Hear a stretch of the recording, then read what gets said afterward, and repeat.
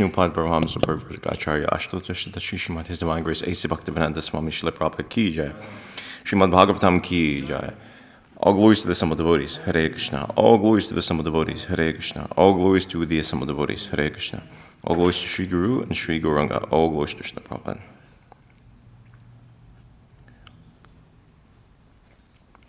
Om Namo Bhagavate Vasudevaya. Om Namo Bhagavate Vasudevaya. Om Namo Bhagavate Vasudevaya. Reading from Srimad Bhagavatam, Canto 3. Canto 3, Chapter 12, texts 6 and 7.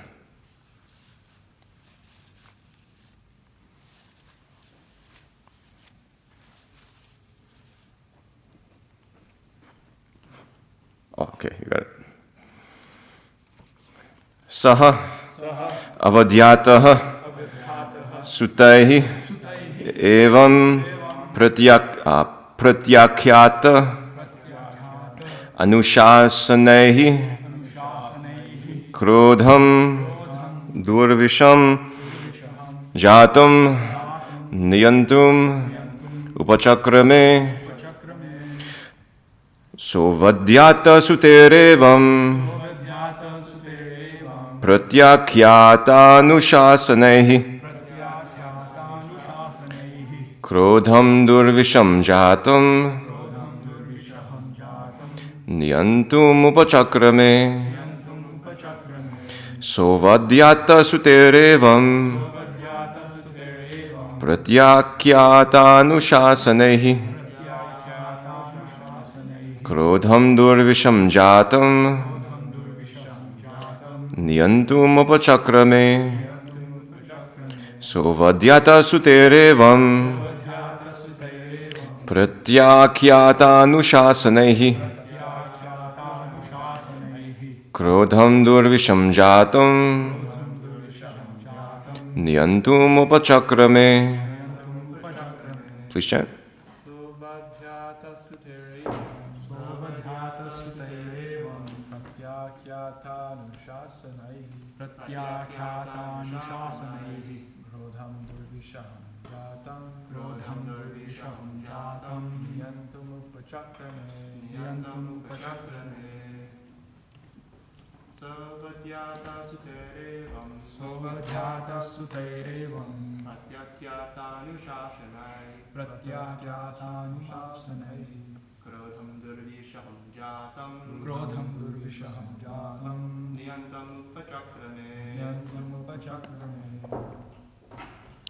Mataji's.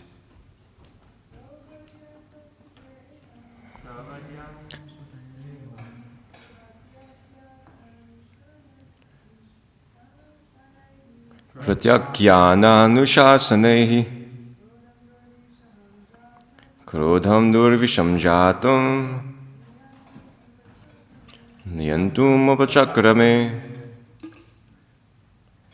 Saha, he, Brahma, avadhyataha, thus being disrespected, sutaihi, by the sons, evam, thus, pratyakhyata, refusing to obey. Anushasanehi, the order of their father. Krodham, anger. Durvisham, too much to be tolerated. Jatam, thus generated. Niyantum, to control. Upachakrame, tried his best. Translation and purport by His Divine Grace A.C. Bhaktivedanta Swami Srila Prabhupada. On the refusal of the sons to obey the order of their father, there was much anger generated in the mind of Brahma, which he tried to control and not express. Purport: Brahma is the director in charge of the mode of passion of material nature. Therefore, it was natural for him to become angry on the refusal of his sons to obey his order. Although the Kumaras were right in such acts of refusal, Brahma, being absorbed in the mode of passion, could not check his passionate anger. He did not express it, however, because he knew that his sons were far enlightened in spiritual advancement, and thus he should not express his anger before them. The next verse. Dhya nigrayamanopi bruvor madhyat prajapatehe sadyo jayata tanmanyo kumaro nila lohitaha. Although he tried to curb his anger, it came out from between his eyebrows, and a child of mixed blue and red was immediately generated. The face of anger is the same whether exhibited due to ignorance or knowledge. Although Brahma tried to curb his anger, he could not do so, even though he is the Supreme Being. Such anger in its true color came from between the eyebrows of Brahma as Rudra, in a mixed color of blue, ignorance, and passion, red, passion, because anger is the product of passion and ignorance. Om Agyanatimirandasya Gananjana Shalakya Chakshur Unmilitam Yena Tasmai Shri Gurave Namaha Shri Chaitanya Manobishtam Stapitam Yunaputali Swayam Rupakadahmayam Tadati Swapadantikam Vandeham Shri Guru Shri Tapara Kamalam Shri Gurun Vaishnavamshta Shri Rupam Sagarjatam Sahagana Raganatam Vitam Tam Shajivam Sadvaitam Savadutam Parijana Saitam Krishna Chaitanya Devam Shri Radha Krishna Padan Sahagana Lalita Shri Vishakan Vitamshta Hey Krishna Karuna Sindhu Dinabandhu Jagatpate Gobisha Gopika Kanta Radha Kanta Namostute Tapta Kanchana Gaurangi Radhe Vrindavaneshwari Vrishabhanusate Devi Pranamami Hare Priye Vanchakapatulyascha Kripasindhu Bhyevacha Petitanam Pavanebhyo Vaishnavibhyo Namo Namaha Namo Om Vishnu Padaya Krishna Prishtaya Purishmate Bhaktivikasa Swamin Iti Namane Namo Om Vishnu Padaya Krishna Prishtaya Purishmate Bhaktivedanta Swamin Iti Namane Namaste Saraswati Devi Gauravani Prasharane Nirvishesha Shunivari Pajtatya Dashitarane Bhutir Mahadbiri Mafpura Vibor Niramaya Shetiyad Amursha Purashaha Bungde Gunan Shodasha Shodasha Shatamaka Shalangashishta Bhagavan Shamsime. On the refusal of his sons to obey the order of their father, there was much anger generated in the mind of Brahma, which he tried to control and not express. Although he tried to curb his anger, it came out from between his eyebrows, and a child of mixed blue and red was immediately generated. So we're supposed to control anger. But Brahma, despite being the Supreme Being, he couldn't control his anger. We're enjoined, Vacho Vegam Manasa Krodha, Vegam, that we have to control. We have an urge towards anger. We have to control it. We see Brahma, he's having difficulty controlling his anger. So to get a little more, so why? Or a few things. First thing is that he tried to control it. It's not that he wasn't able to. It just was manifested. As explained here, Dhya, by his intelligence, he tried to suppress or control his anger, keep it from being manifested. And he didn't become outwardly angry. He didn't yell at the Kumaras or something like that. But the face is the index of the mind, and particularly when one is angry, one's eyebrows become... it's particularly evident here in this part of the face, the forehead. The whole face as well, it's quite expressive anger. When anger is there, it's hard to repress it. Even if one tries to do so, it's evident that somebody's angry. So that's happening with Brahma. So it said here, as I said, Dhya, by intelligence, he tried to suppress this anger. Krishna says in Gita, Evam Buddhif Param Buddhva Samstabhyatmanam Atmana, that by talking about in the course of Kamayesha Krodesha, he concludes that by intelligence, you have to control the mind, steady the mind by use of the intelligence. So, this is what Brahma is trying to do. By his intelligence, Just on the platform of mind, anger is generated within the mind. So if we're running on the chariot on the mind, then we'll just go along with it, whatever arises in the mind, whether it be lust, anger, greed, hate, envy, etc. But if we're on the platform of intelligence, somebody who's intelligent, they can understand that anger, for the most part, there's different types of anger. Generally, of course, we get angry at useless things or meaningless things. Brahma, he understood here, it wasn't to be expressed because he knew his sons were enlightened, and he shouldn't express his in spiritual advancement, and he shouldn't express anger before them. It's not proper to be angry before a sadhu, even Brahma towards his own sons. A few more points. It's described the anger Brahma underwent or had in the previous verse. You can go back to the word for word.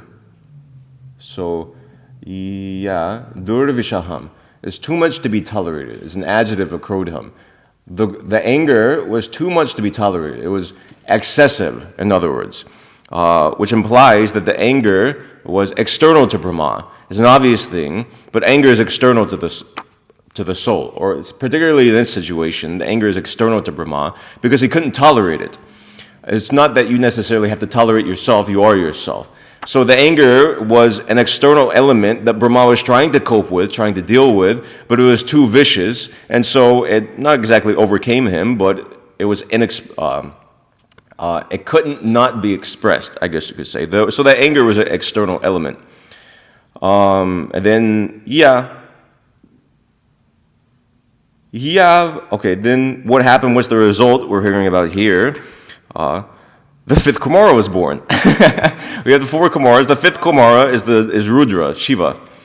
So, we have Brahma first manifesting the mode of goodness in the form of the Kumaras.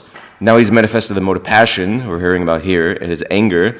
Because Brahma was situated in the mode of passion, he's absorbed in the mode of passion, he's displaying the mode of passion, and then he'll generate the mode of ignorance, which is Rudra. Vishnava Chakravarti Thakur explains this. And then Rudra, he comes out where here, Srila Prabhupada explains here, he quotes from him. The Rudra was of two colors, Nila Lohita, he was red and he was blue. Red indicating passion, obviously, and blue indicating ignorance. In Gita, actually Srila Prabhupada says wrath, which in the purport to Kama Isha Kruta Isha, that Srila Prabhupada translates it as wrath. Typically, wrath is taken as a more extreme thing than anger, but Srila Prabhupada says that wrath actually is the product of a mode of ignorance more than passion. So, that's just a side point. So why was Brahma angry? What was he upset about? Well, his sons disobeyed his order, but he understood, at the same time, he understood his sons were enlightened, and he was also upset that they disobeyed his order. But he could also understand, presumably, because he's the most intelligent being in the universe, that why his sons didn't want to marry. His sons didn't want to marry, we explained, I think, the last verse, because they didn't want to get wrapped up in family bondage. They just wanted to remain as brahmacharis and just worship the Supreme Personality of Godhead. Vasudeva Parayana, remain in that state, just always absorbed in Vasudeva. So Brahma is also aspiring after that state. And ultimately he's meant to bring all living beings, but especially his sons to that state, Pitana Sasyat, one should become a father if one can't deliver others from the cycle of birth and death, which entails bringing one to the lotus feet of Vasudeva. So why was Brahma upset?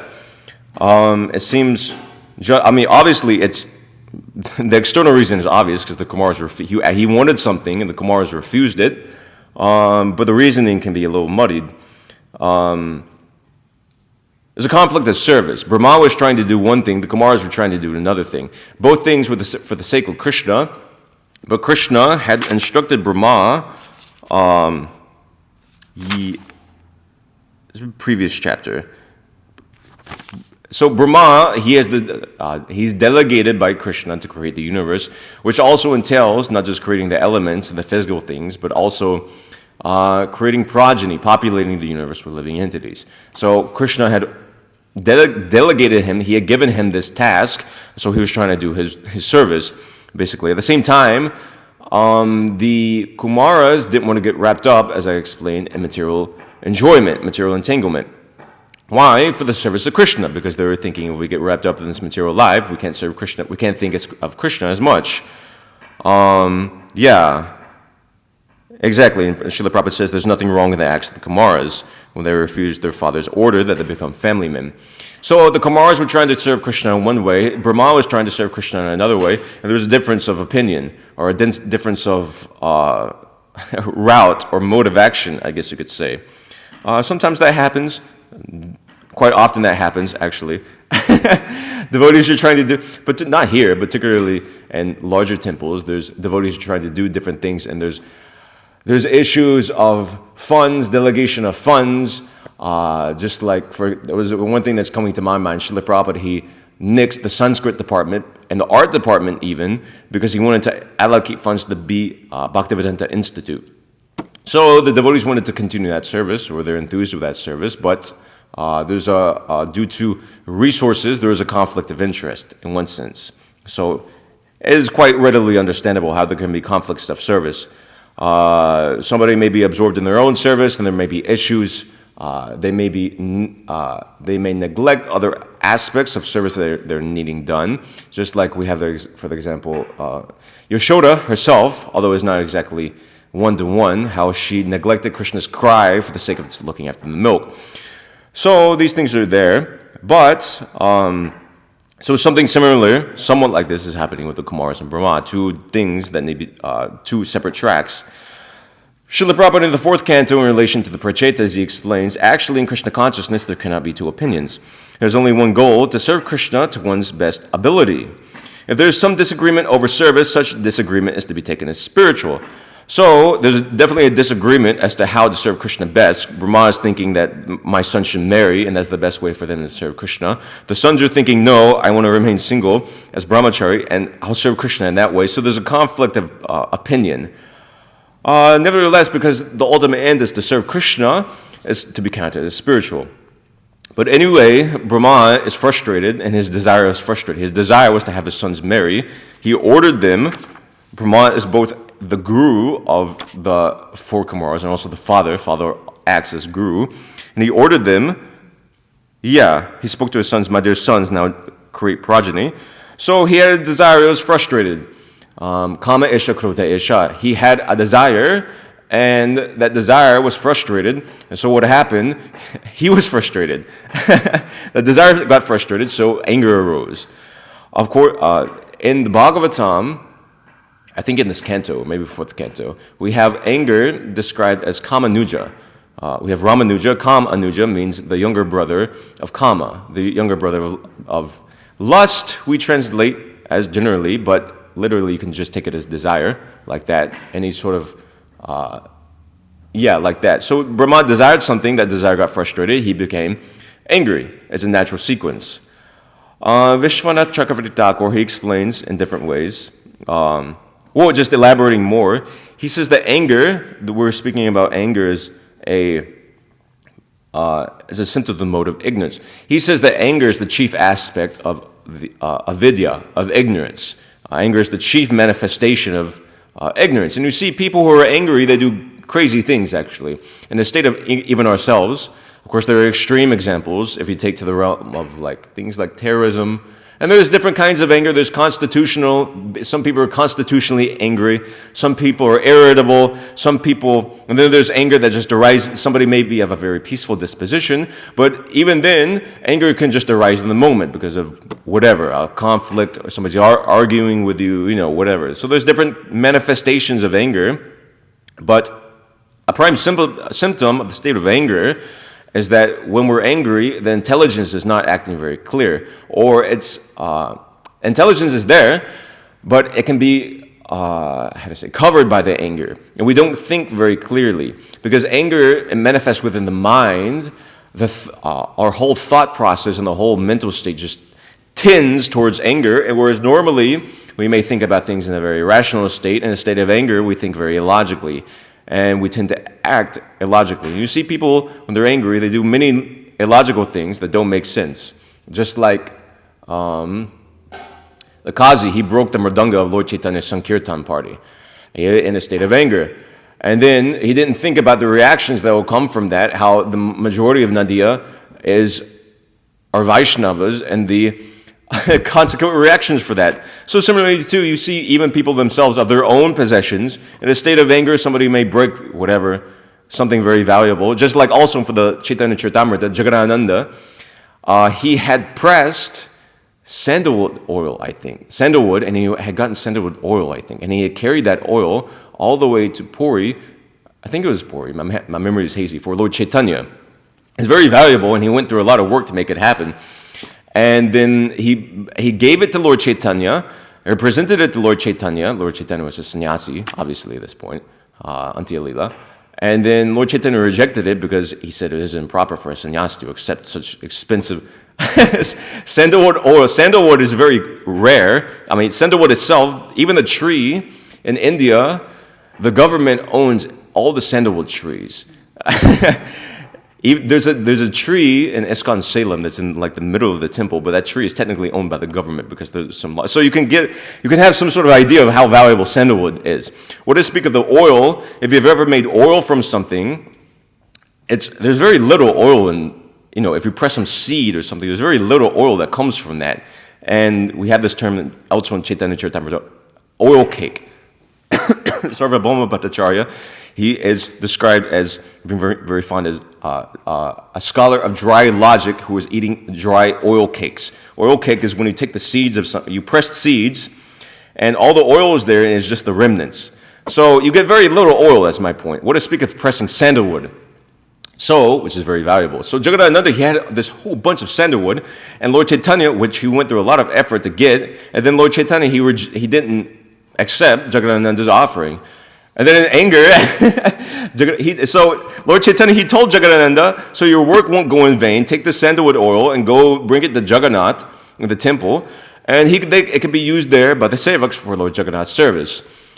But Jagadananda, who's Satyabhama, who's famous for her anger, her irritable mood, which is transcendental. And anger, he took that, it was in a clay pot, he took that pot of sandalwood oil and he just smashed it on the ground in a state of anger. It's not very logical. Of course, this is transcendental, but just taking from the example, in a state of anger, we can do very wonderful things. We don't think very straight, very logically. Of course, Jagadananda's anger is transcendental, but I'm just painting something. So anger bewilders the intelligence. It's the chief aspect of avidya. And the chief aspect of avidya also is Rudra. So we see here, anger is generated, from this anger, avidya in the form of Rudra is also generated. Also some other points that I'm speaking about this Kama Nuja. Lust, anger is the younger brother of lust. A few different points. One thing is that, one thing is not applicable here because a few different points. First, it's described as Kama Nuja, the younger brother of lust, but actually Krodha is more powerful than anger. It's stronger than anger. It's stronger than lust. Lust can be controlled, but anger is overwhelming. You can pull up, if somebody could connect, Bhagavatam 2.7.7.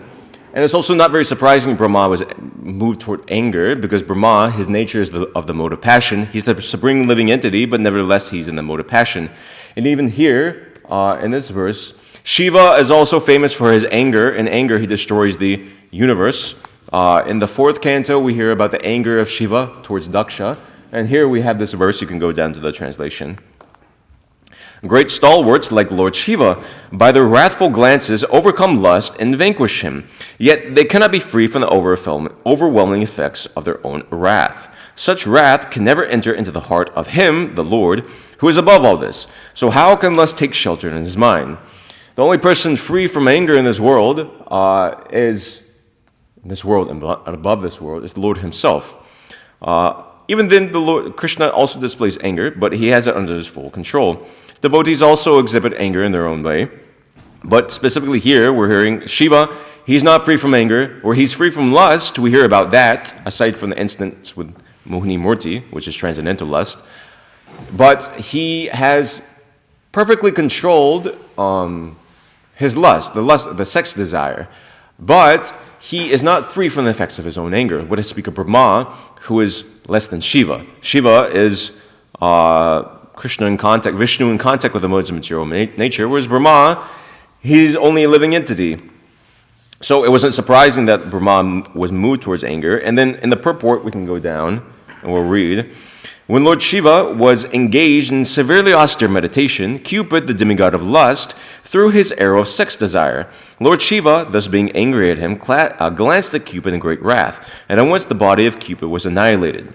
Although Lord Shiva was so powerful, he was unable to get free from the effects of such wrath. But in the behavior of Lord Vishnu, there's no incident of such wrath. We can skip down a little bit. This is the point I want to make.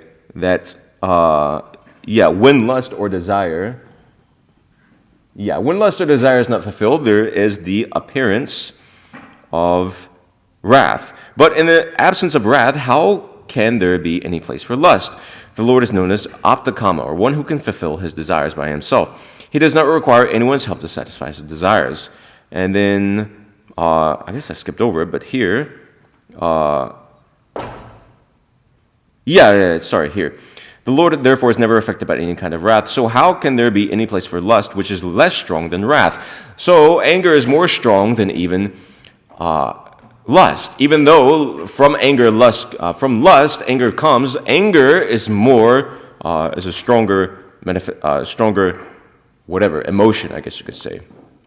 And so some other points. So this kama, so this lust is not exactly applicable in this situation that's going on here with Brahma, exactly, because, you could say in one sense he had a kama, his desire was that his sons marry, but it's not exactly material desire. The anger that's being described in the Bhagavad Gita is a little different from, Krishna is talking about the anger of the conditioned soul. Brahma, he's on a different platform. We're talking about here that, Srila Prabhupada writes in one place, quote, the difference between the anger of an ordinary person and that of a liberated person is that an ordinary person becomes angry because his sense desires are not fulfilled. But the liberated person, like the Kumaras, become angry when restricted in the discharge of their duties for serving the Supreme Personality of Godhead. Here we're hearing about the anger of the Kumaras. The Kumaras also themselves, they caused Brahma to become angry, but they themselves also became angry. Despite being transcendentalists, they're the head of a sampradaya, just the Brahmanas. When did they become angry? When they went to Vaikuntha, we'll hear soon, they tried to enter in, and then Jai and Vijay, the doorkeepers, forbade them from entering in. They became angry, and then they cursed those two doorkeepers. This is written in relation to that. So even the Kumaras become angry, but that anger of the Kumaras and Brahma, it's constitutionally different from that of worldly anger, in that this anger is coming from, there's a desire to serve Krishna somehow or another. There's a desire to serve the Supreme Personality of Godhead. The Kumaras, as stated there, they wanted to enter into Vaikuntha. Why? Because they wanted to see Narayan. They wanted to see Vaikuntha. Here, Brahma is becoming angry. Why? Because it's a service to Krishna to create progeny, amongst other things, and his sons are frustrating that. As his first sons, he had just created them, and immediately he's having a bad time. So it's understandable, his anger. But this anger we're hearing about is not to be taken as mundane. It's transcendental anger. Just as we see so many instances, you take it in recent history, Srila Prabhupada himself, Srila Prabhupada sometimes could be moved towards irritation. We hear in the remembrances of Srila Prabhupada by his disciples, we hear quite often actually that Srila Prabhupada became angry in different instances. Just like, for example, in one instance somebody put salt in the Charanamrita instead of sugar. Srila Prabhupada became very upset about that. Another time, I think it was in Hyderabad in 1975, the devotees had a pandal program or something, and they had a stage, and they had served up prasad, or different things had gone on, actually. I think around the same time, they had served up prasad, and they had hired, this is in Muda Mission, they had hired a professional Brahmana cook to come and cook, because the devotees, I guess they were short of manpower, or they didn't have experience for cooking for such quantities. And so they had hired a cook, and Srila Prabhupada asked for some of the prasad that was being distributed to be brought to him so he could taste it. So they brought that prasad to Srila Prabhupada, and Srila Prabhupada remarked that how are you serving this out? Not even. Then he spat the prasad out, and I think he threw the plate on the ground or something like that. And then a dog came, sniffed the prasad, and just went away. And Srila Prabhupada said, "What you're serving out, even a dog won't eat this." So he became very upset that the devotees they had this cook that was cooking horrible prasad. And I think it was the same program that they had served that prasad, or maybe it was a different instance, but they had served that prasad, and there was some stage where people took prasad on. And then the next morning, Srila Prabhupada was to give Bhagavatam class on that stage. They had this Vyasasan up there. And there's Mitravan-Prabhu. He recalls that there were just like, sometimes after whatever, like taking prasad, there's like crisp, like there's some dal there, and if it sits, it becomes like a little crispy. So there was some like whatever, like crisped up dal that wasn't clean the day before. And then Srila Prabhupada became angry that nobody's cleaned this. And then Mitravan-Prabhu, he comes up with a knife, a pocket knife, to clean the dal, to scrape the dal, because you have to scrub it. So he comes up with his knife to clean this dal off the floor. And then Srila Prabhupada asked him, what is that you're holding? And he said, "It's a pocket knife, Srila Prabhupada." And Srila Prabhupada said, he told him, "You should use that to slit your throat." So he said, "You clean, cleaning means you clean with water," as if, I mean, it seems like an obvious thing now, obviously coming to Krishna consciousness, but I mean, he didn't know that. So, I mean, some other different instances, there's so many things.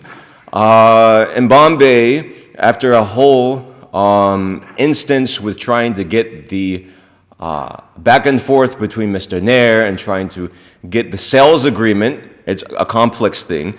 Finally, Mr. Nair had conceded, and he had signed a sales agreement with Srila Prabhupada that, yes, I will sell you this piece of land, whereas previously he was trying to cheat the devotees of money through different means, through lawyers, through terms and conditions in the contract, not signing the contract. So finally, the devotees had a sales agreement with this person who was supposed to sell the land.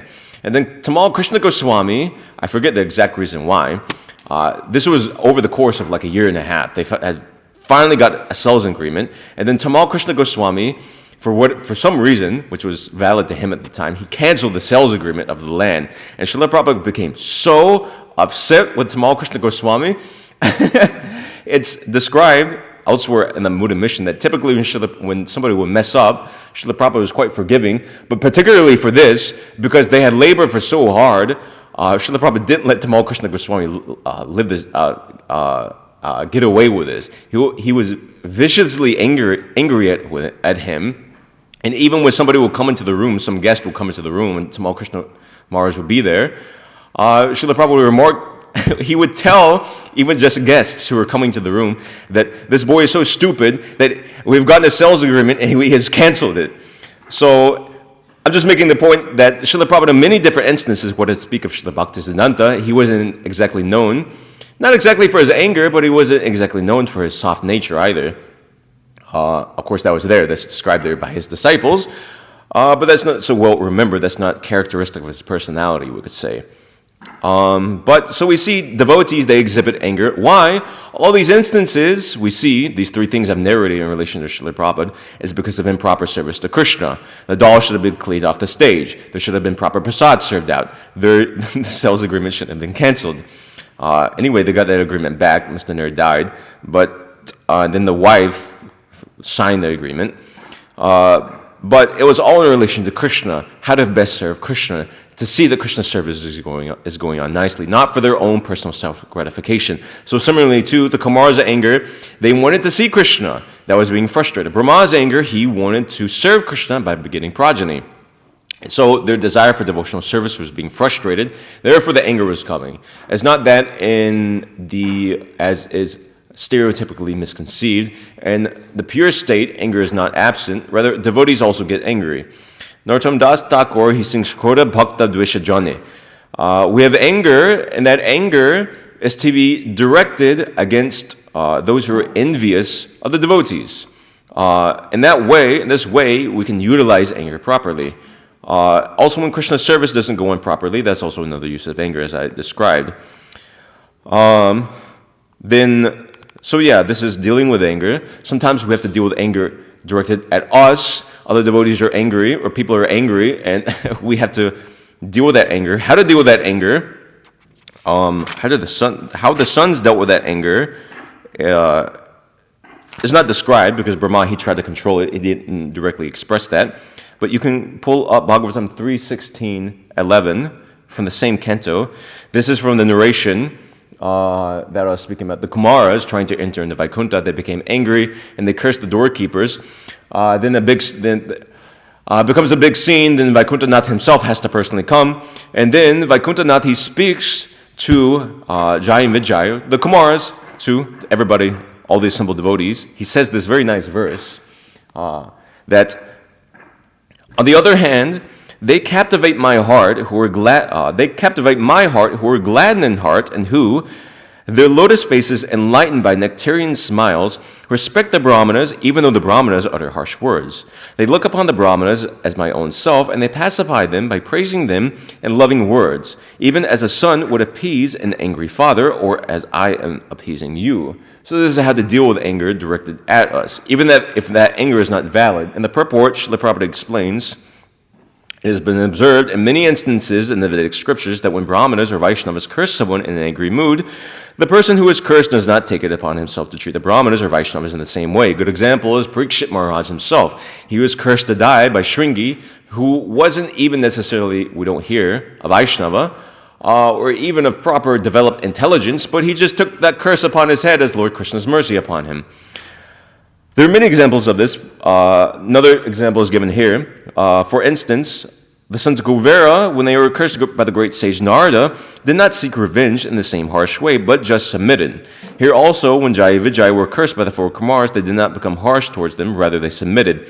That should be the way of treating Brahmanas and Vaishnavas. One may sometimes be faced with a grievous situation created by a Brahmana, but instead of meeting him with a similar mood, one should try to pacify him with a smiling face and mild treatment.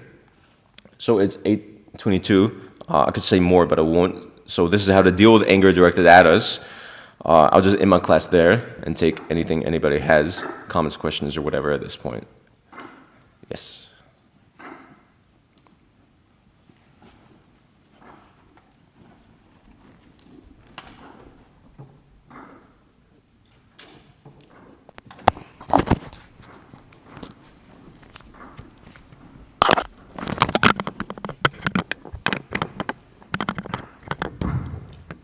Hare Krishna. Just a couple quick things. Just about like lust and anger. There's also an example given of Vishwamrita, who, when performing his austerities, was tempted by Menaka at first. So then he was subjected to lust, and then later, as the pastime goes, he was once again attracted, and so he didn't fall into that, but then he got angry at the situation, and then he reflected, understood that was like a fall down, but it was like more like complicated. He wasn't able to subdue his anger in that situation, and he turned her to stone, Rumba, I believe. So just a comment.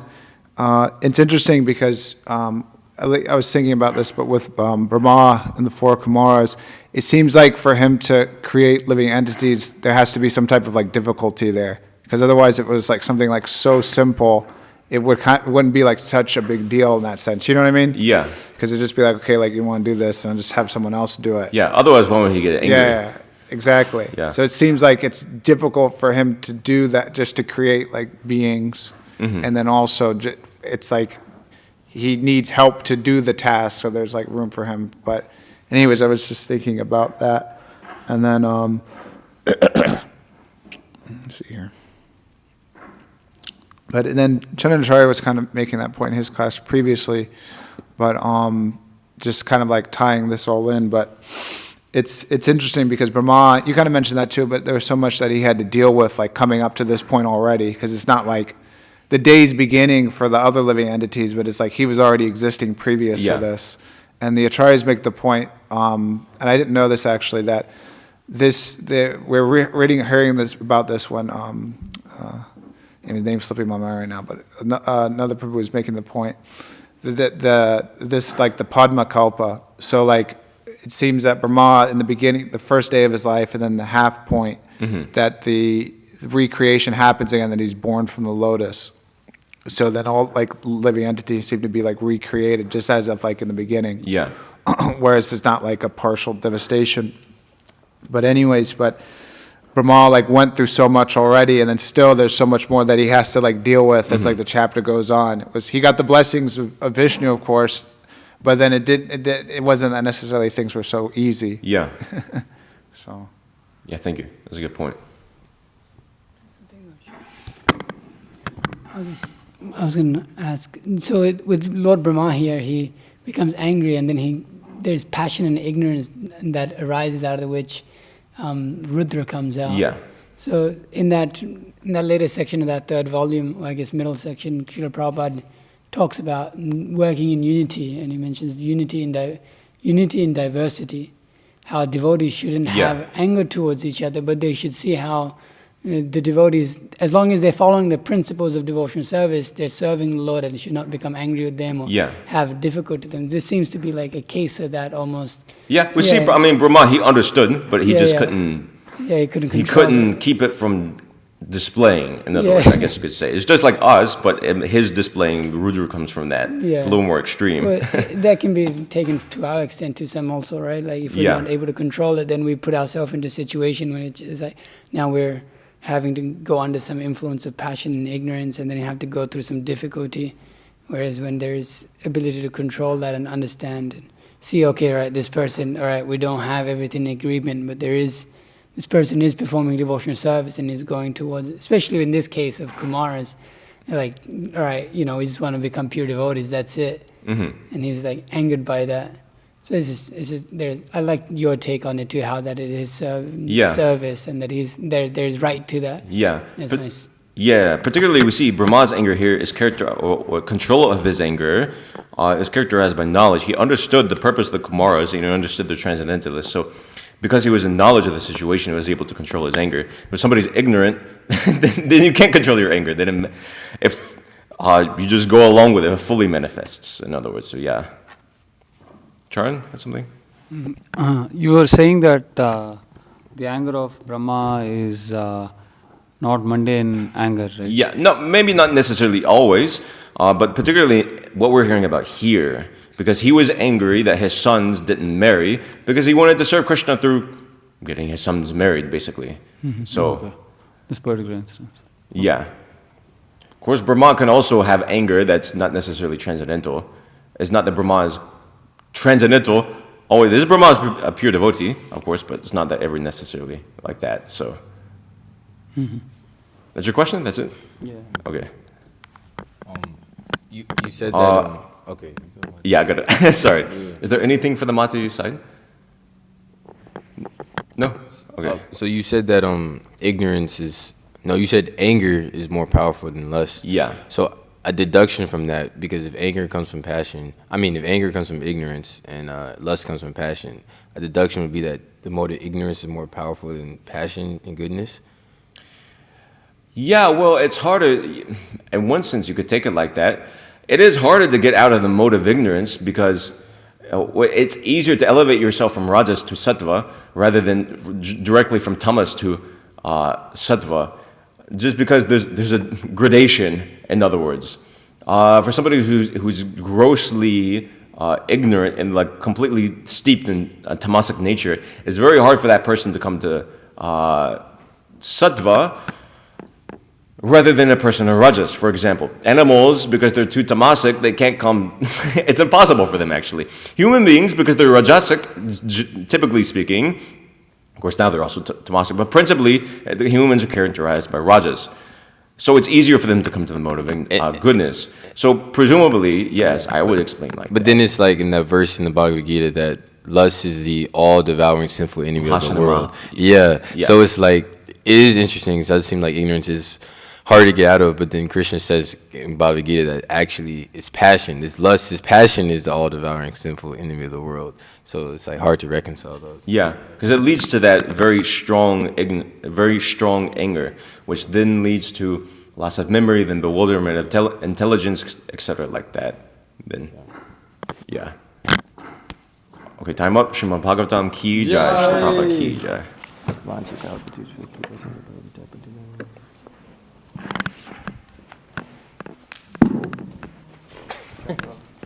I'm always looking at you. You said, bro, you always looking at